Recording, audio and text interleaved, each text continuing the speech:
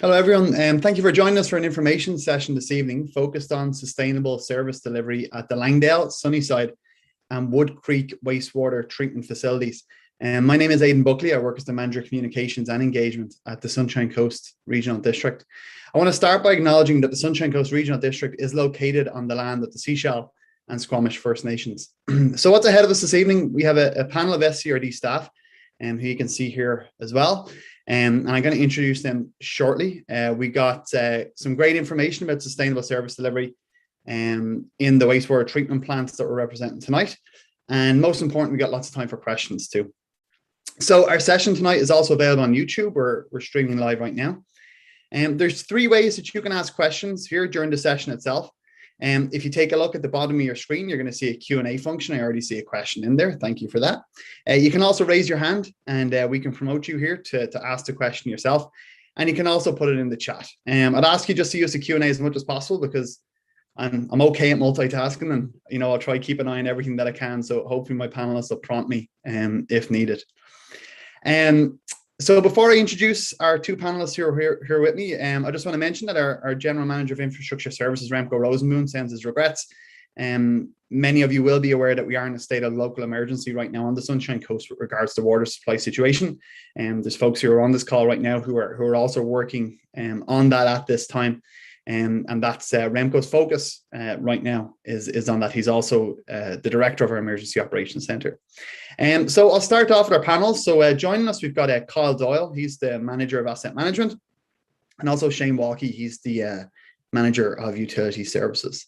So I'm going to ask Kyle to share a screen and we'll get going here shortly. So again, if you do have any questions, just put them in the chat down the end, down the Q&A, and we will make sure that we've plenty of time here at the end to answer them. So Kyle, up to you now. All right, thanks, Aidan. Yeah, welcome. We're doing a wastewater treatment information session. Today is October 19th.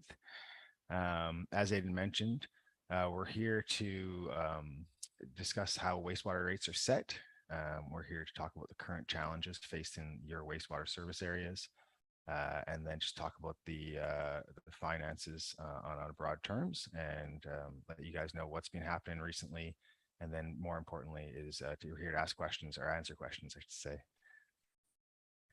So since 2019, we've been putting a fair bit of work into the asset management and capital planning for the wastewater service areas. And in mid-2022, the SCRD board directed staff to develop a plan to better engage from residents and hear from you, the residents that are serviced by these facilities.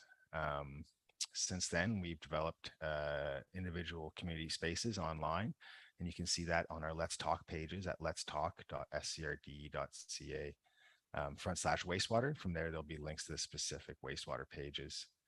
In early September, we hosted an online session, and we focused specifically on the more generic sustainable service delivery that we do here at the SCRD.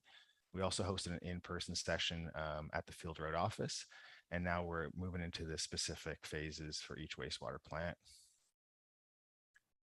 So the first question I think that comes up is how are rates set?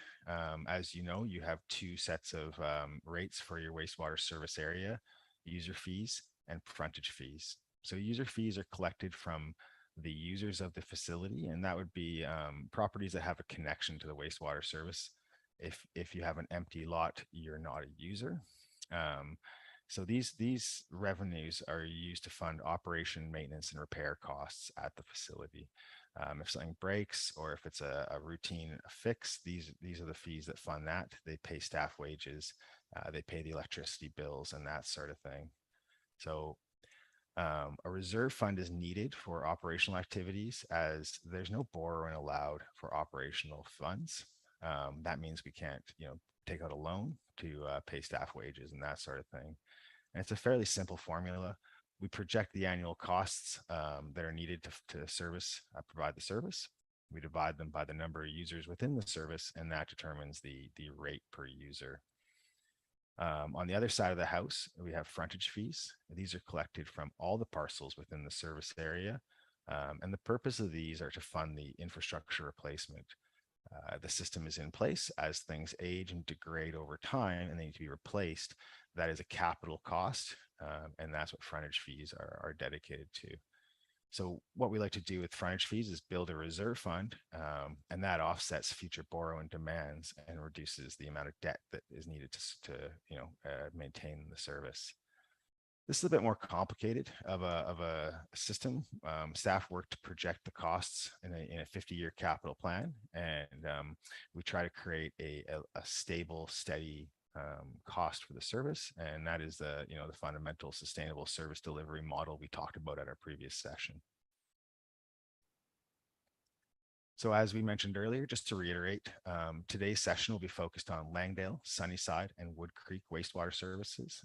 If you are here and you have a question about a different one, that's fine. But we're going to give priority to these 3 services, and the rest of them will follow this session in the next 2 weeks. So stay tuned for your opportunity.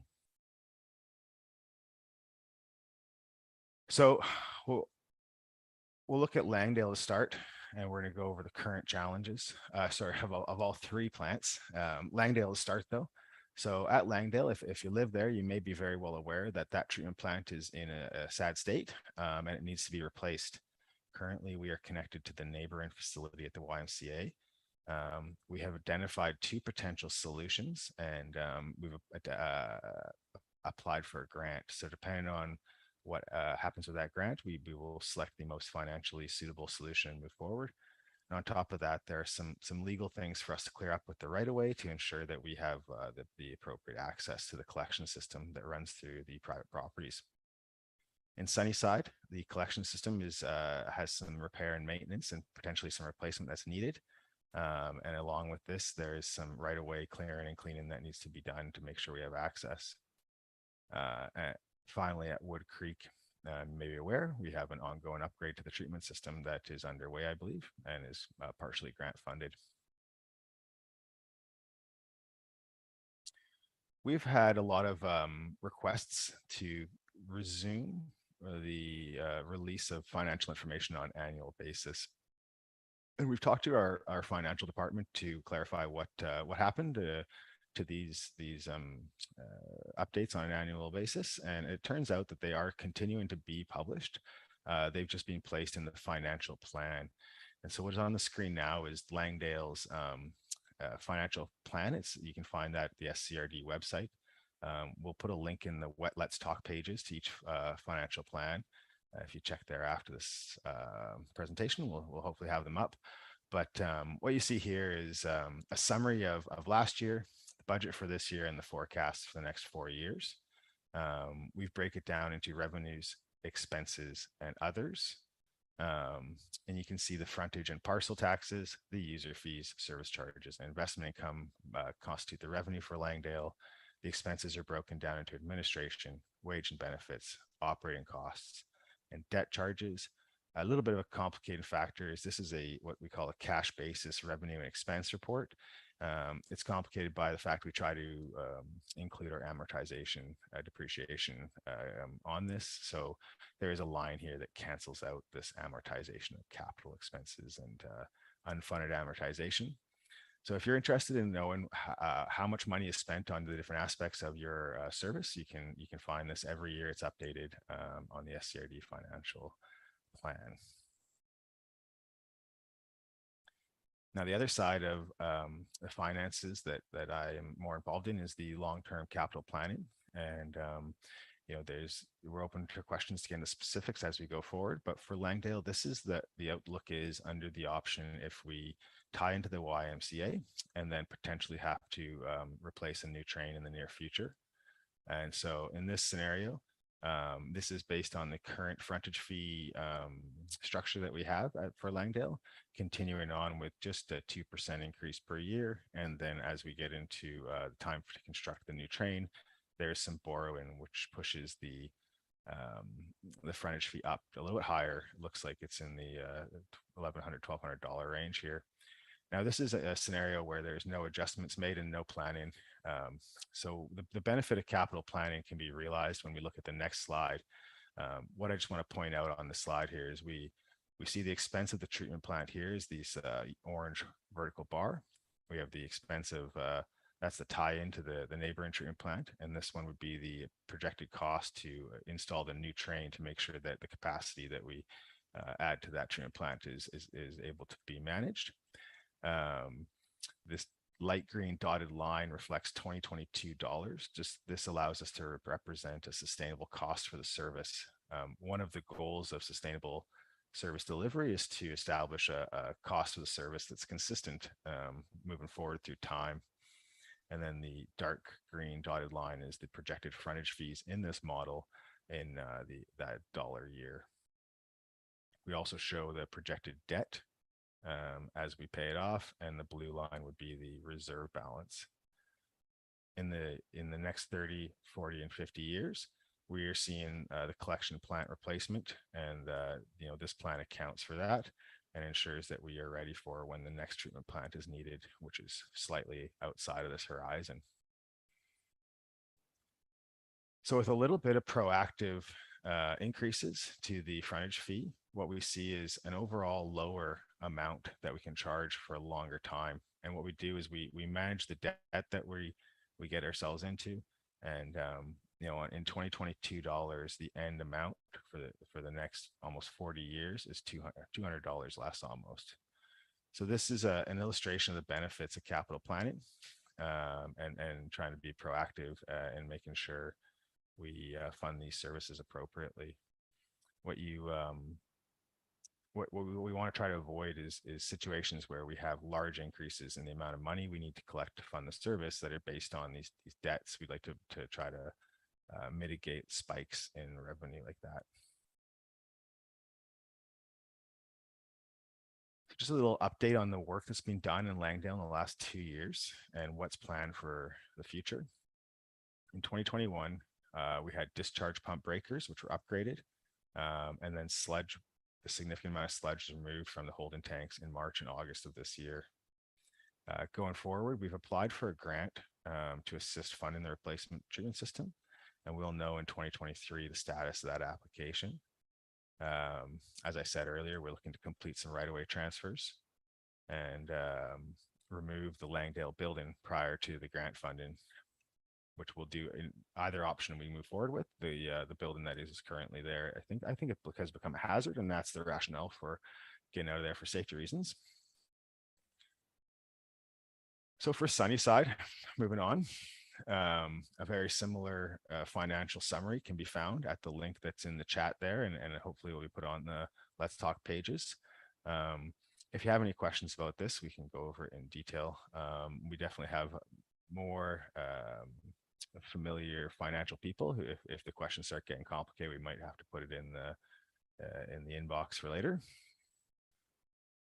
For Sunnyside, we again show the if we don't make any changes or any proactive change scenario here as the first model, and under this model you can see we're anticipating that in the next 5 to 10 years we have a treatment plant that's going to need to be replaced.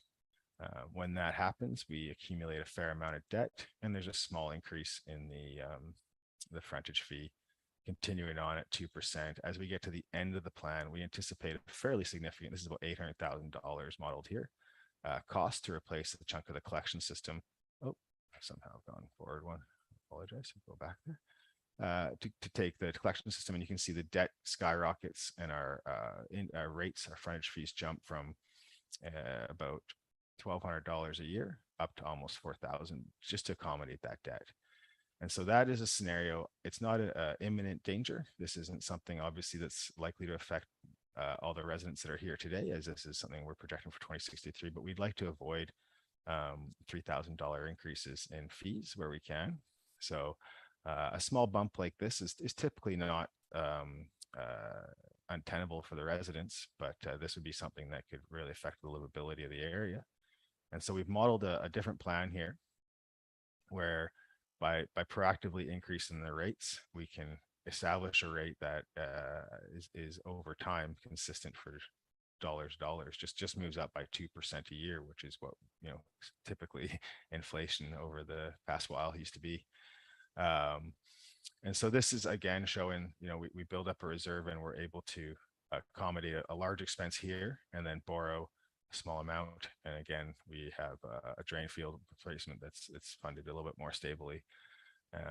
And this is what we're trying to establish is just avoiding the major jumps And this isn't something that we look to do in one term. We're not asking the board to make a single step to the sustainable rate, but we're just presenting models that are sustainable rates and asking the board to consider the consequences of not being proactive on some of these systems. So in the next 2 years, or in the last 2 years, sorry, the work done at Sunnyside included the complete work on the distribution box. We were having some infiltration into the distribution box, and so the repair on the lid allowed us to prevent the surface water from entering it. We also found a larger root ball in a septic tank and removed this, and that improved the flow through and the treatment processes. Going forward, we have a feasibility study we're hoping to get done for Sunnyside, which will better inform the replacement of the treatment plant. Previously, we've had some feasibility studies on some other systems, and they give us a better idea of when the replacement is anticipated to be needed, any potential work that we could do to extend the life of the plant, and they also better define the costs we can anticipate with the type of treatment plant that's suitable for the size of the area. So the first step as we move forward to replacing these treatment plants as they're aging is to have a feasibility study done to understand the problem a little bit better. From that will inform the next steps, which would be a design and then construction if necessary, or perhaps there's some remediation we can do and extend the life of the treatment plant. That feasibility study will inform us and allow us to make the best decision for the service. We're also looking forward to do manhole inspections and right-of-way maintenance to ensure that the collection system is accessible and in good service. So moving on to Woodcreek Park, a similar financial statement is available here. Again, it's available at the link that Aidan has put into the chat there. You can take a look and familiarize yourself. If there's any questions, please feel free to email us and we'd be happy to walk through it. This is what's presented publicly and is available for us to display at this time. Woodcreek Park financial long-term capital outlook. This is again if we don't do anything for the next 50 years, what do we project to happen to the frontage fee? And you can see here that we have a treatment plant that's being replaced this year, significant component of it at least. We anticipate a drain field and some more treatment plant work are needed. And then we see some collection system work at the tail end of the 50 years. As you can see, every time another capital improvement is on this plan, there's a subsequent jump in the projected frontage fee. And what that means is that the frontage fee to service the debt needs to get higher and higher. Typically, we prefer not, as I said, to be driven by debt to set our frontage fee. Under the next 50 years, we see, the 2022 dollar value of this service rising to $1,468. And with some capital planning, we project that could be lowered to $777. So just by making some slight increases here, we can get a much flatter line across the whole thing. And so that's the another good example where some proactive movement in the early term can pay off dividends in the long time for the financial health of a system like this. So just a final summary of work done at Woodcreek here. We've pumped out the recirculation tank in 2021 March. We did 3 more loads in April of 2021. This work is becoming much more expensive, and that's why it shows up as a significant item.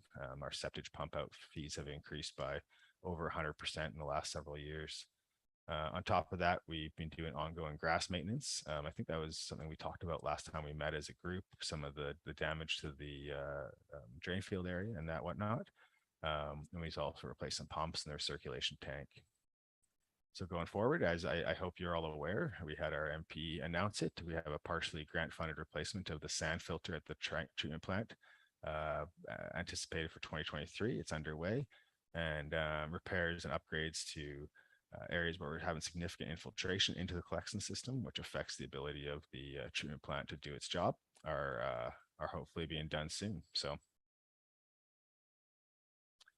this is the icon to indicate that we have time for questions. I'm going to stop screen sharing for now. And if there's any questions or I need to screen share again, I'll pop it back up. Thanks, Kyle. Appreciate it. So again, if you do have any questions, you can put them in the Q&A or the chat, or put up your hand and we'll promote you up and you can ask them yourself. In the chat right now, I've included a link through to our Let's Talk page. So on the Let's Talk pages themselves, you're going to have an individual page for each individual wastewater treatment facility. And on there, you can ask questions and they come directly through to the team you're seeing in front of you, myself and Kyle, and then Shane, who all can have input on the questions with some assistance from other members of the team. So we do have a question in here. Kyle, Shane, I'm not too sure who wants to take this from. Claire, thanks for attending this evening, Claire. Claire says, we know that too much water is bad for the wastewater treatment plant, but apparently so is too little. How is the Woodcreek plant faring in this drought? Well, Claire, you're absolutely right. Too much water and too little water can be negative, have a negative effects on treatment plants. We have treatment plants that really have, the majority of it is clear water coming into the system, and it's hard to keep running. And at other plants that have high strength effluent coming in, Woodcreek Park is challenged. It has large tanks, and the sand filter isn't working properly right now. As Kyle had mentioned, we have a grant, and we're hoping to work towards replacing the sand filters, hopefully next summer-ish time. We're doing a design right now.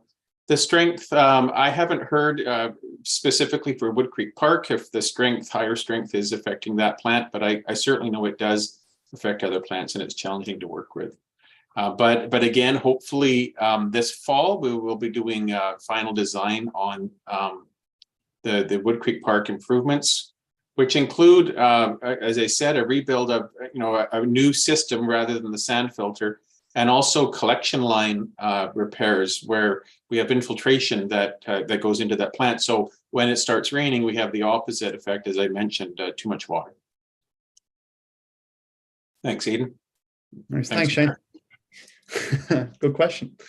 Thank you very much. So like I said, you can put your question to the chat there if you have it, or Q&A. We do have a couple of questions which came up in previous sessions as well that I'm just going to put to the panel here. And I guess the first one is maybe just speaking about how wastewater treatment plants have evolved over the past kind of 10, 20 years. Maybe Shane, you might be good to speak to this, and particularly I guess around the type of regulations that exist now as well, for them, which may not have existed in 10, 20 odd years ago. So sorry to put you on the spot with that one, Shane, but yeah, you could have warned me here, Aidan. Wastewater plants, even though they've been regulated for a long time, there really wasn't much enforcement, and that certainly has picked up recently. Woodcreek Park was inspected, and we're waiting for the results of that inspection. In the past, I think people, the treatment was really basic. It was just put into the ground kind of thing. And Sunnyside is a very basic treatment process. It's put into a septic tank and then put into a disposal field. When we do upgrades, such as we are doing at Langdale, there's more processes required, such as filtration or ultraviolet disinfection. So Square Bay, for example, when we rebuilt that a couple of years ago, those are two things that were added as part of that process. And the regional district's always trying to do the best treatment possible, and that plant is designed at the highest level possible. Thanks, Aidan. Thanks, Shane. And I know we have a couple of people there who've joined us there the last couple of minutes. So just so you know, you just missed a presentation that Kyle provided, but it's all going to be available on YouTube on our it's youtube.com/Sunshine Coast RD. So you can come back and you can take a look. And if you want to ask a question, anybody who just joined us, you can do so down the bottom of your screen via the Q&A or chat function. You can also raise your hand and you can ask your question to the panel themselves. And Kyle, I guess maybe this one towards you, Kyle. Shane's talking about some work that's going on at the treatment facilities themselves. And anyone who's maybe done a renovation in the past year or 2 years, well aware of how much materials have increased. what impact is material costs having on sustainable service delivery for us with these wastewater treatment facilities? Yeah, great question. I think it's a very complicated situation. We're seeing some inflation that is affecting prices. We've seen PVC pipe costs specifically go up 100% during the pandemic. We don't know if those will be sustained increases or not, but there's a lot of PVC pipe in wastewater treatment plants, and so we had estimates, Class D estimates with a lot of contingency in them, given to us prior to the pandemic, where the consultant called us up shortly into it and said that's no longer valid. So it becomes very challenging for us to forecast prices. It requires a little bit more contingency and uncertainty, and so I think it's important to recognize that there is some uncertainty in this, but if we look back over the long enough period of time and we use historical data, we can do some pretty good job of estimating. And one of the things that we've done in the last year is reviewed our work with the Recreation Services Capital Plan, and we found across 45 projects where we had some estimates across various sources, we were within 4% of accurate. So I think that just the more data we can collect, we can hopefully counteract the challenges we're seeing with the acute economic climate we're seeing. And if I could add to that, Kyle, you touched on it earlier. Most of our wastewater plants are being negatively affected by the increase in the sewage solids disposal. And both Langdale and Woodcreek Park are going to require increases this year in disposal fees, to the tune of about 10% of the budget. So, that's definitely affecting operations. Also, we're finding in other projects, we just can't find the parts. So the projects are stalled out, and Church Road is an example of that we were hoping to complete that, by September-ish, and we can't get the parts until sometime next year. So I hope that doesn't affect, the Woodcreek Park project coming up next year. So it's affecting the budget all around. Yeah, and exactly, those delays compound, the budgetary impact of the inflation, because the longer you wait, the more expensive it gets. And so, yeah, that's a good point. Mm-hmm. And just for everyone's awareness, who's on the call right now and then watching, as these projects continue, these larger projects, we will be providing updates on them on those Let's Talk pages that we spoke about earlier. So again, each facility has its own page, and on there we'll be making sure that you're aware of the challenges that some of these projects may well be facing. And so again, I'll do a last call here for questions if anyone has one before I fire one in here myself, and it's one that was asked before. Here we go. Sorry, we got a question here from Susan and Clinton. I'm not too sure if this is one that we may be able to answer. And they're asking about Sunnyside Park and asking whether we know how wide the easement is that runs parallel to Sunnyside Road. I'm not too sure if we have a question or an answer to that one. Well, I think we certainly have that information. I just don't have it in front of me. If you give me a second, I'll see if I can. Yeah, the easements in behind the properties, I believe, is 5 feet on either side of the property line. And that is one of the challenges. Normally, right-of-ways are off of one property, not half and half like that. So when they're on one property, the fence goes on the property line, and then the fence doesn't end up on top of the collection system, which some of it is in Sunnyside. The property, Sunnyside Park, I don't think was ever transferred from the original developer, and that discussion is ongoing. Perfect. Thanks for that, Shane. Tomorrow night, we're going to be speaking with Roberts Creek Co-housing, Curran Road, Jolly Roger, Square Bay, and Secret Cove as we make our way up the coast. This is the first information session that we're doing. We have another one tomorrow night, and then we have 2 next week as well, as we make our way up towards Area A here on the coast. And I guess, Shane, one question would just come up before is, we're speaking about some of the challenges that some of these wastewater treatment facilities have, and Kyle as well. Are we seeing this at all of our wastewater treatment facilities? Like, it's not just the ones that we're speaking about today that are affected by, some of the challenges which you presented earlier, Kyle. Would I be right in saying that? Yeah, I think from a financial perspective, we're seeing a very much the same thing across most of our wastewater plants. We have, you could divide it into about 3 generations of plants, and there hasn't been a lot of financial planning done for any of them on the long term capital replacement until recently, and a lot of them we've taken over from other developers. All of them we've taken over from developers, and so we haven't the benefit of being able to have a common technology across all of them. Staff have to be very skilled to work on various types of plants and have a lot of knowledge. So it's the economy of scale is basically what it comes down to. We have fairly small communities with these wastewater plants, and there's large costs associated with this. Yeah, and sometimes the decision is to not increase rates because it seems like the right thing to do. But unfortunately, what's happened over the years is some of our plants are underfunded, which means we don't actually pull in the money that we require to do annual maintenance and operations. So, each year the board has to make a decision if they're going to fund the underfunding by reserves or increase rates, and they'll have to make that decision again this year. Thanks, Shane. We've another question here in the Q&As from Claire. Claire's asking, how often do you measure the final output water quality of these plants, and where is that information available as well? The sampling really depends on the plant, and I can't talk specifically about each of the plants here, but they are online, that the results we get. Some of them are quarterly, some of them are monthly. We sample for total suspended solids, biological oxygen demand, and coliform. So you can find those on the website for sure.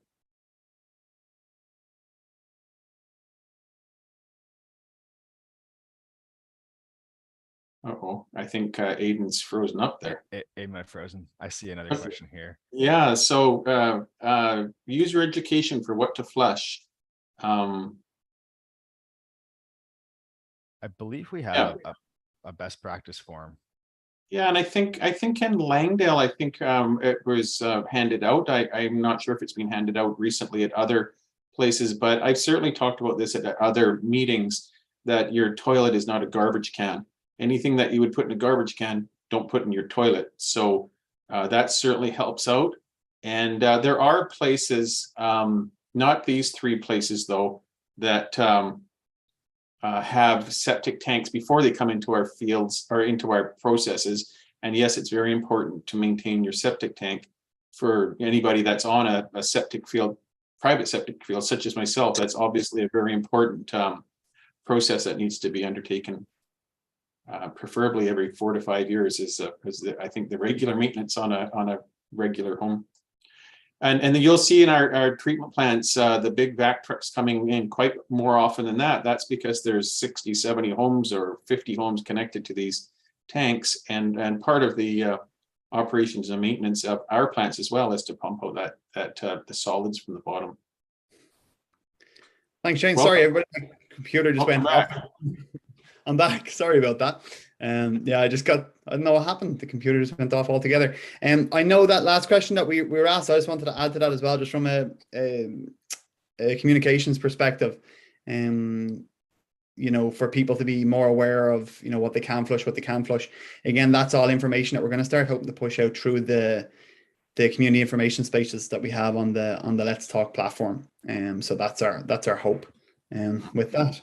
I'll do a last call here for questions if anyone else has one. Like I say, this is the first of our information sessions, and each of the facilities that are represented in this session itself all have their own Let's Talk page, and where you can go on. It's in the chat there, where you can go on and you can ask questions at any time at all, and we'll respond back to you. We'll be including the links of this session, this YouTube recording, on those pages as well. So please share them with your neighbors, and let them know that the Let's Talk pages exist, and to please use them. Everyone's received a mail out, which all of you would have received as well. And we're really trying to get more information out there, and to be answering questions in as timely a manner as we can. So unless we got anything to add, Shane or Carl. Yeah, I'll just add one more thing here, Aidan. I see that Claire is from Langdale, I think, and so Kyle touched on this earlier, that the board has supported applying for a grant for rebuilding the wastewater plant, which is going to be 73% funded if we are able to get the grant. So that means the other 27% would be funded by the users. And so currently, right now, we use the old building as a just a pump chamber, and we pump down to the YMCA plant. We have an agreement with the plant to be using it in the interim until we come up with a solution.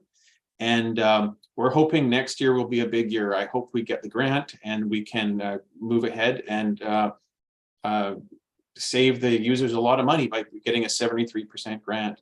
So there will be stuff happening hopefully in Langdale next year. Thanks, Aidan. No worries. Thanks, Shane. I do see I guess a question coming here from Claire, who's asking if there's best practice info we could share with neighbours in our neighbourhood newsletter. And Claire had asked, maybe if you contact us through the Let's Talk page, what we can do is we can absolutely share that with you. And I know Kyle, I can see Kyle's typing right now furiously. So yeah, he's I think he's getting back to you there. So yeah, so feel free to contact us through that. I'm also going to just put my email address in the chat, so you can feel free to reach out to me if you do have any questions at all, and I can absolutely work to secure resources that you can absolutely share with your community association there, and I really appreciate you going ahead and doing that. So yeah, so my email address is up there. It's aidan.buckley@scrd.ca. So I gave Shane an opportunity there to add anything. Kyle, if you have anything to add, if not, well then we can finish it up here. Yeah, I'll just reiterate that, after this session is over, the Let's Talk page has a question and answer forum on there. Your question can be posted and it stays up there. So if you have a question, you watch the YouTube video afterwards, we are still engaged and ready to answer questions. You haven't missed your opportunity, just if you once Aidan cancels the stream. Perfect. Okay, well, we'll leave it there. I really appreciate you joining us, Kyle, and a special thanks to Shane, who's in the midst of our water supply situation right now. Thanks for taking the time tonight, Shane, as well. Thanks. Thanks, Aidan. Bye.